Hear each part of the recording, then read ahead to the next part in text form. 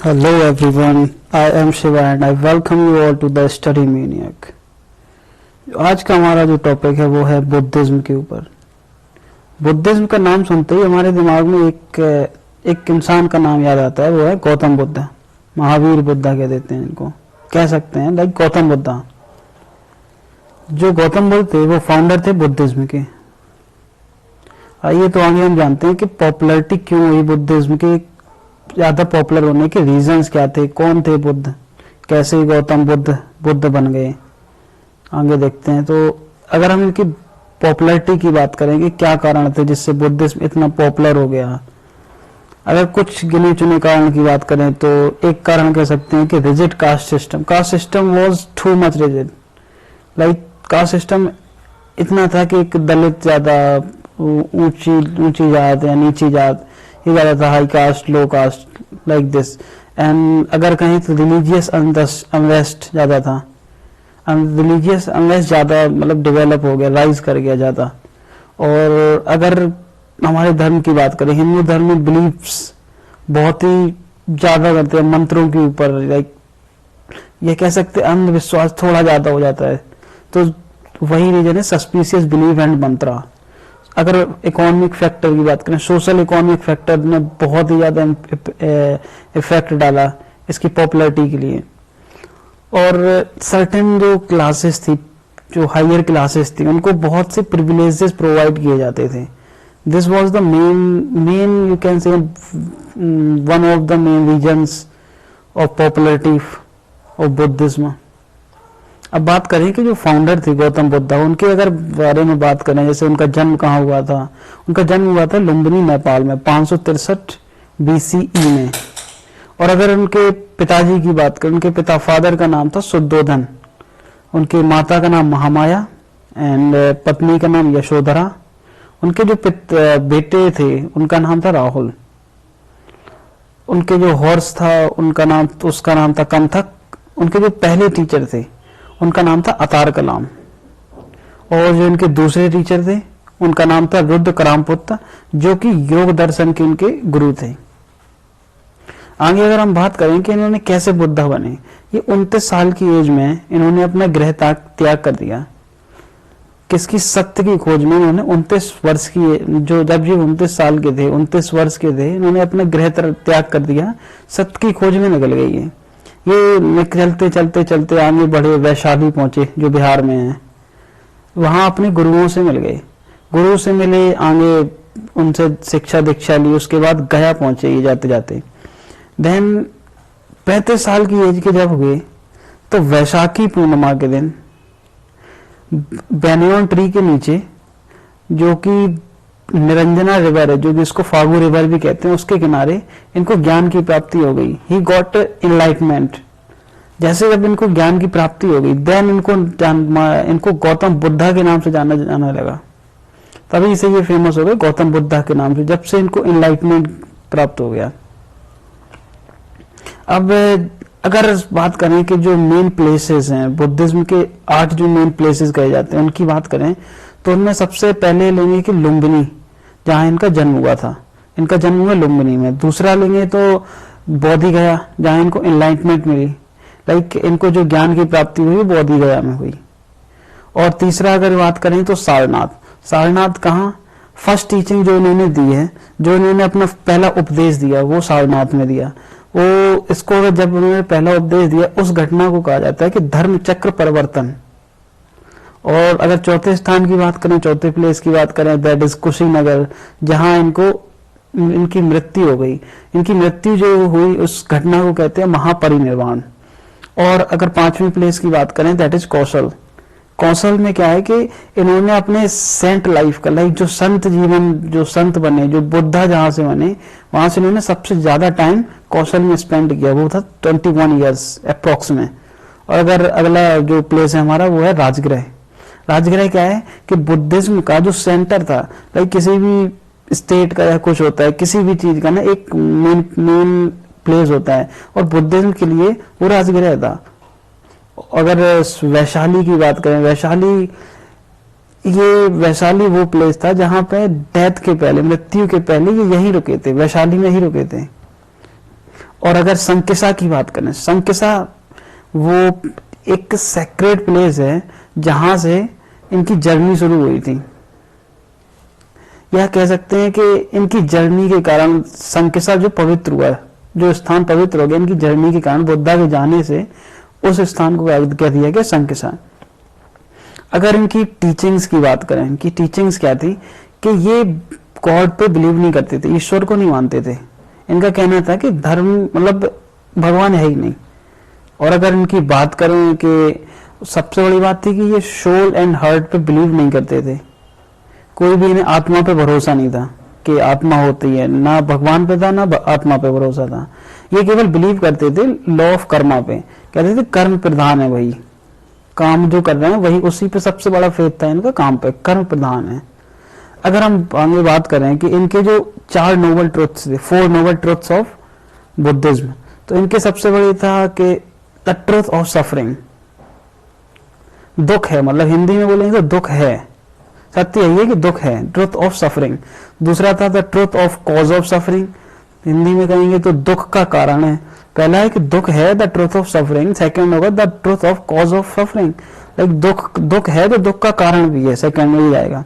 And third अगर teaching की बात करें, थर्ड नोबल ट्रुथ की बात करें तो the truth of the end of suffering, दुख का निवारण भी है। अगर दुख है तो उसका निवारण हो गई होगा। पहला हो गया कि दुख है। दूसरा अगर नोबल ट्रुथ की बात करें कि दुख है, दुख का कारण है, कॉज ऑफ सफरिंग है। और तीसरे की बात करें जो नोबल ट्रुथ है वो है उसका दुख का निवारण भी है। अगर दुख है, दुख का कारण है तो उसका निवारण भी है। चौथे की बात करें the truth of path that leads to the end of suffering,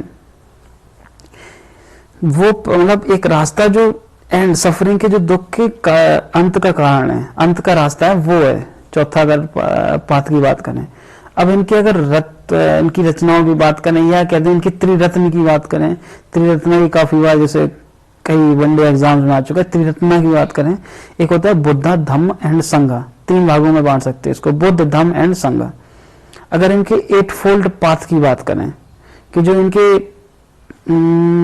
8 fold path की बात करें, अगर हम जो ये स्पिरिचुअलिटी के जो नोबल पाथ थे, 8 फोल्ड पाथ थे, अगर हम उनकी बात करें, अगर उनकी बात करें हम, एक मिनट, हाँ जी, पहले की बात करेंगे तो करेक्ट व्यू, देन अगर सेकंड की बात करेंगे तो करेक्ट इंटेंशन, लाइक हिंदी में बोलते हैं कि सम्यक दर्शन, करेक्ट व्यू। अगर करेक्ट की जगह सम्यक लगाते जो हिंदी बन जाएगी इसकी, करेक्ट व्यू। सेकंड होगा correct intention. Third is correct speech, like सम्यक वाक। करेक्ट एक्शन, सम्यक कर्म। Correct livelihood, and another one is the correct effort, then correct mindfulness, then correct concentration, या योगा कह सकते हैं इसको, कंसंट्रेशन को एक प्रकार से। देन अगली चीज की बात करें, अगर हम इनके लिटरेचर की बात करें कि बुद्धिस्ट लिटरेचर की हम अगर बात करेंगे तो बुद्धिस्ट लिटरेचर पिटक कहा जाता था इनको। पिटक जो थे वो पाली लैंग्वेज में होते थे, या अर्ध अवधि भी कह सकते थे, लेकिन पाली लैंग्वेज में होते थे। पिटक जो होते थे, त्रिपिटक थे, वो पाली लैंग्वेजेस में थे, पाली लैंग्वेज में। तो पिटक को ना 3 भागों में बांट सकते हैं, सुत्त पिटक, विनय पिटक एंड अभिधम्म पिटक।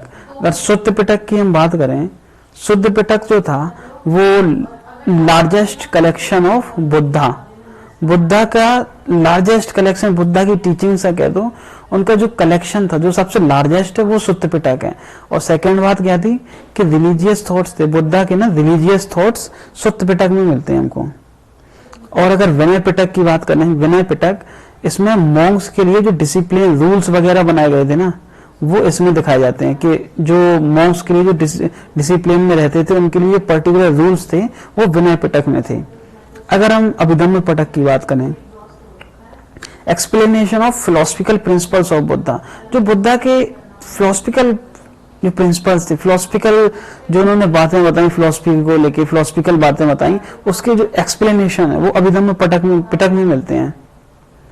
अगर इनकी और लिटरेचर की बात करें, जातक की बात करें, जातक कथाएं बोलते हैं कि जो बुद्धा की स्टार्ट की जो लाइफ है उसकी स्टोरी जातक कथाओं में मिलती है। लाइक जातक में ये है हमारी किसमें, पाली लैंग्वेज में, ठीक है। अगर अंगुत्तर निकाय की बात करें, अंगुत्तर निकाय में 16 महाजनपद, 16 महाजनपद के बारे में जानकारी मिलती है, ये भी हमारा है पाली लैंग्वेज में।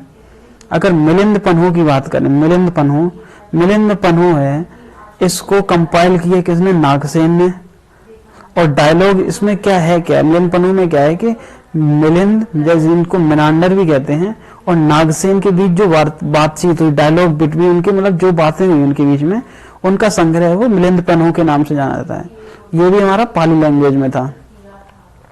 अब अगर दीपवंश और महावंश की बात करें तो ये great Chronicle of Sri Lanka in Pali language, Sri Lanka में जो था इनका, तो वो पाली लैंग्वेज में ये भी है। अगर बुद्ध चरित्र की बात करें, बुद्ध चरित्र जो है वो अश्वघोष ने लिखा है और संस्कृत में है। मेन इंपॉर्टेंट है अश्वघोष ने लिखा, लेकिन ये पाली लैंग्वेज में ना होकर संस्कृत में है। Important fact is this. And Madhyamika की बात करें, इसको नागार्जुन ने लिखा है, ये भी संस्कृत में है। तो इंपॉर्टेंट फैक्ट यही है कि ये पाली लैंग्वेज में ना होकर जो बुद्ध के लिटरेचर है, बुद्धिस्ट लिटरेचर है, वो संस्कृत में, ये दोनों संस्कृत में है, एक बुद्ध चरित्र एंड माध्यमिका। अब अगर ये तो हो गया सब, लेकिन जो बुद्ध की बुद्धिस्ट काउंसिल्स हुई थी, 4 बुद्धिस्ट काउंसिल्स हुई थी, तो उनका अगर बारे में बात करें, जो पहली बुद्धिस्ट काउंसिल हुई थी वो हुई थी हमारी राजगृह में। पहले राजगीर कहते, मतलब अब राजगीर कहते हैं, राजगृह नाम था। ये टाइम इसका क्या था? 483 BCE में। इसके जो प्रेसिडेंट थे, जो इसकी अध्यक्षता कर रहे थे, वो थे महाकश्यप जी। जो अजातशत्रु थे, जो राजा उस समय था अजातशत्रु, पाटल राजगृह का जो अजातशत्रु थे, इनके संरक्षण में पहली बुद्धिस्ट काउंसिल हुई। इसमें मेन चीज क्या हुई कि सुत्त पिटक और विनय पिटक टेक्स्ट थे जो, उनको कंपाइल किया किसने किया? आनंद और उपाली ने। सबसे मेन इंपॉर्टेंट फैक्ट है कि सुत्त पिटक और विनय पिटक जो टेक्स्ट हैं, उनका कंपाइलेशन जो हुआ आनंद और उपाली ने पहली बुद्धिस्ट काउंसिल में कर दिया। और अगर सेकेंड बुद्धिस्ट काउंसिल की बात करें हम, तो प्लेस क्या था? वैशाली में हुआ सेकेंड बुद्धिस्ट काउंसिल। टाइम था 383 BCE में। और जो इनके इसके प्रेसिडेंट थे, अध्यक्ष थे जो, वो थे सवाकमी। और जो राजा थे जिनके संरक्षण में, जिन्होंने पेट्रोनोज किया इन सबको, कालाशोक थे वो। अगर इसके मेन इंपॉर्टेंट फैक्ट की बात करें तो जो बुद्धिस्ट संघ था वो डिवाइड हो गया 2 भागों में। एक हो गया स्थविर एंड दूसरा हो गया महासांगिक। मेन इंपॉर्टेंट फैक्ट के सेकेंड बुद्धिस्ट काउंसिल में बुद्धिस्ट जो संघ था वो डिवाइड हो गया 2 पार्ट में, स्थविर एंड महासांगिक। अगर थर्ड काउंसिल की बात करें, third Buddhist council was held in Pataliputra, जो कि बिहार में है। कब हुआ? 251 BCE में। इसके जो अध्यक्ष थे, प्रेसिडेंट थे, वो मोगली पोतिसा थे। जो राजा थे जिनके संरक्षण में ये सब हुआ, ये थर्ड बुद्धिस्ट काउंसिल हुई, he was Ashoka, the great Ashoka. इसमें मेन रोल क्या हुआ इस काउंसिल का कि अभिधम्म पिटक जो थी, अभिधम्म पिटक जो त्रिपिटक का एक भाग है, उसका कंपाइलेशन हुआ इसमें। और अगर इसके बाद हम चौथी बुद्धिस्ट काउंसिल की बात करें तो जो जहां हुई है वो प्लेस था कुंडलवन, जो कश्मीर में है। और अगर इसके टाइम पीरियड की बात करें, that is 1st CE। And अगर प्रेसिडेंट की बात करें, जो चौथी बुद्धिस्ट काउंसिल के प्रेसिडेंट थे, ही वॉज वसुमित्रा। एंड इसमें एक इंपॉर्टेंट फैक्ट है कि वाइस प्रेसिडेंट भी थे। तो वाइस प्रेसिडेंट जो थे दैट वाज अश्वघोषा। और अगर जो राजा जिनके संरक्षण में ये काउंसिल हुई वो थे कनिष्का। एंड सबसे मेन फैक्ट हो गया इसमें, चौथी बुद्धिस्ट काउंसिल में हुआ क्या कि बुद्धिज्म जो थी वो डिवाइड हो गया। सेकेंड में तो संघ डिवाइड हुआ था, यहाँ बुद्धिज्म ही डिवाइड हो गई। बुद्धिज्म जो धर्म था वो डिवाइड हो गया। और अगर बात करें किन में हुआ कि बुद्धिज्म डिवाइड तो हुआ, कितने 2 भागों में डिवाइड हो गया। एक हुआ हीनयान और दूसरा था महायान। अगर इनकी बात करें इनमें डिफरेंस क्या था, बुद्धिज्म तो दोनों थे, एक हीनयान महायान, दोनों बुद्धिज्म हो गए, लेकिन इनमें डिफरेंस क्या था? डिफरेंस मेन ये था कि हीनयान जो थे, हीनयान बुद्धिज्म तक का पार्ट था जो, वो बुद्धा की आइडियोलॉजी पे बिलीव करता था। जो बुद्धा की, जो महात्मा गौतम बुद्ध की जो आइडियोलॉजी थी, उनमें जो बिलीव करते थे वो थे हीनयान धर्म के, उन्हें कहा गया हीनयान धर्म का। और जो महायान पार्ट था वो थे कि इमेज, जो बुद्धा की इमेज है उसको फॉलो करते थे। ये हीनयान वाले इमेज नहीं, आइडियोलॉजी को लेते थे बुद्धा की, लेकिन जो महायान वाले थे वो इनकी इमेज लेते थे, इमेज को फॉलो करते थे। इसी के साथ थोड़ा बहुत ब्रीफ में थोड़ा एक ओवरव्यू इसका पूरा हुआ बुद्धिज्म का। बाद में आगे जाके हम थोड़ा और बात भी करेंगे इसके आगे ब्रीफ में। तो इसके लिए इसके बाद ये लेक्चर यहीं खत्म होता है। अगर आपको वीडियो पसंद आई हो, लेक्चर पसंद आया हो, तो लाइक करें, शेयर करें एंड सब्सक्राइब करें जितना ज़्यादा हो सके। Thank you.